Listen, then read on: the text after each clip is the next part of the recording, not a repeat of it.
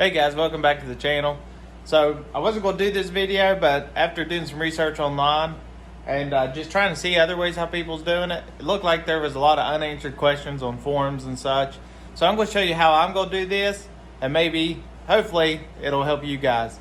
So what I'm doing is on my 2015 Articcat Wildcat 1000X, it came with this light bar on it, but it was wired up to a regular toggle.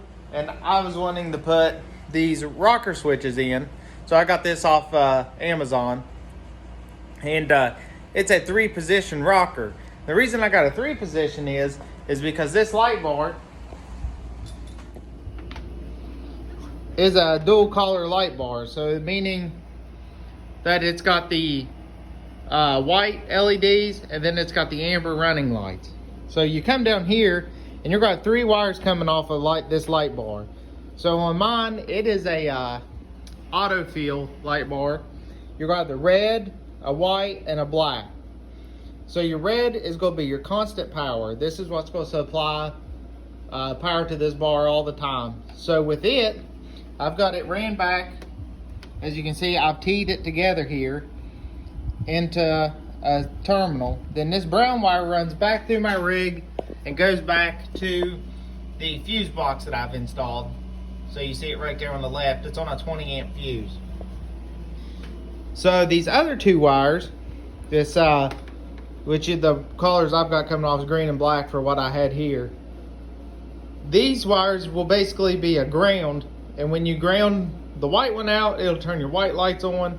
When you ground the black one out, it'll turn your amber lights on. So with a lighted switch, you're obviously not going to be able to do that. On a regular toggle with no lights, it would work. You could wire it up to where the power was straight. You didn't have a spade terminal, you just wired it straight through, and then you would throw your switch to ground. So your middle would be ground, and then you'd put your 2 ends here on either side. And it would work just fine that way, but like I said, I wanted these lighted rockers. So I went to Advance, picked me up 2 4-pin relays. There's your part number.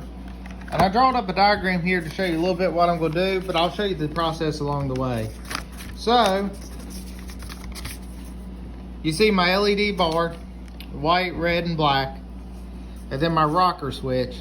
So on that rocker, the top pole is your ground, and then your middle is your power all the time, and of course your 2 rocked positions. So like I said, there's my power coming from my fuse box going to here and then going into the light bar. So that gives me my fuse connection from the battery. So in case something grounds out or goes wrong, that fuse will pop and won't damage anything to the system or any kind of ground out. The next position, the next thing I'm going to do is those 2 relays.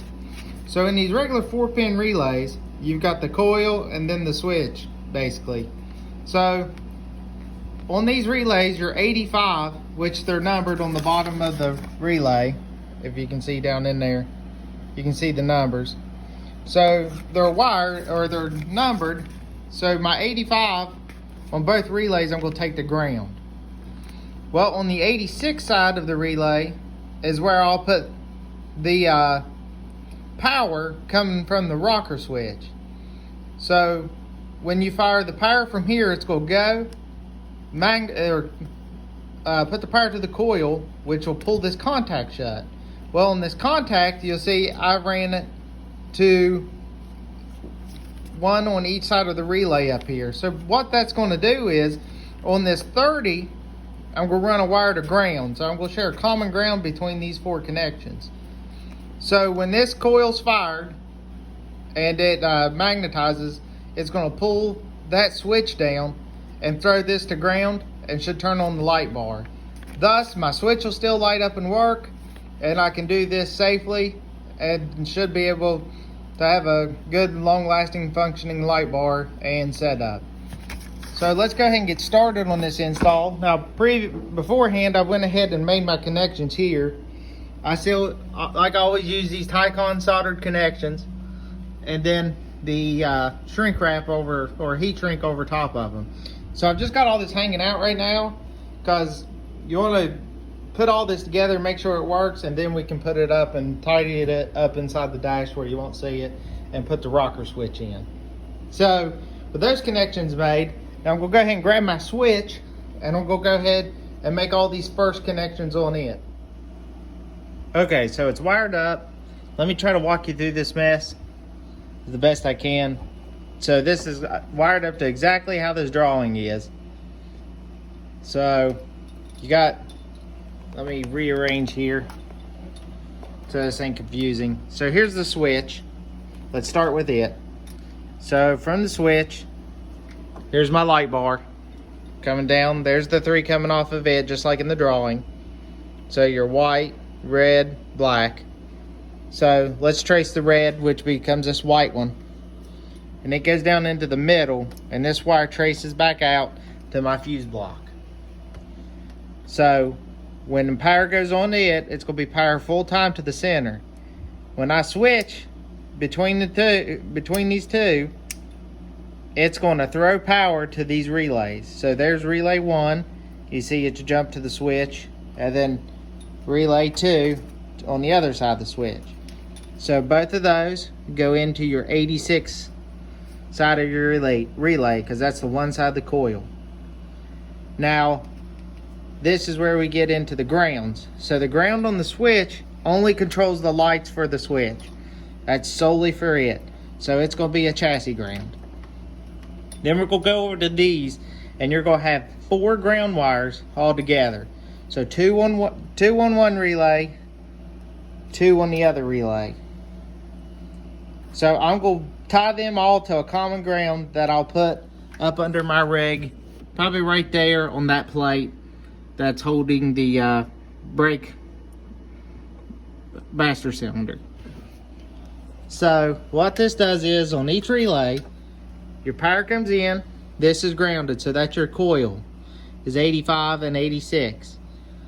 That's going to fire the coil, and then this contact in here, it's going to magnetize and close the contact. So this 30 is going to be a ground, and then this black wire is the amber light. So this setup is the same way over here, except for this green wire is for the white lights. So what I'm going to do now is I'm going to tie all these grounds together and get a good ground, run this ground back, and get them all, this ground for the switch, get them all tied in and test it. Alright, for a quick test, I just wire tied all the grounds together and ran them back to the battery, hooked the power up. So now I've got my switch. So let's flip up. You see that illuminates now, and the LED is on. So now we kill it, switch back to the other one, and now the amber running light's on, and the bottom LED is on. Switch it on, off. So that shows you right there that this setup is going to work fine. The relays are firing good. So now the next step is just to get this all tidied up, and I'll show you that end result. Okay, so up inside here, you'll see that's where I mounted my 2 relays, which I'll show you in a second where they come out up top. There's my switch. Then you can see back out a little bit all my conduit where I've got it wired together. Of course, this is the plug. It's going to plug back into my headlight switch right there, and of course these go over to my brake. But as you see, it's ran there, and now I just got a, of course, cable tied up and make it real nice back through there. But that is how I mounted everything for that light bar. Same here, I got to come up through here and zip tie it on, and then at the same time, I'm kind of further ahead on this, on my speaker setup, wiring it down through here and putting it on a switch, which is right here. So I got to put a couple jumpers over on it to get it to work. I'll go ahead and show you what those jumpers look like and explain that too.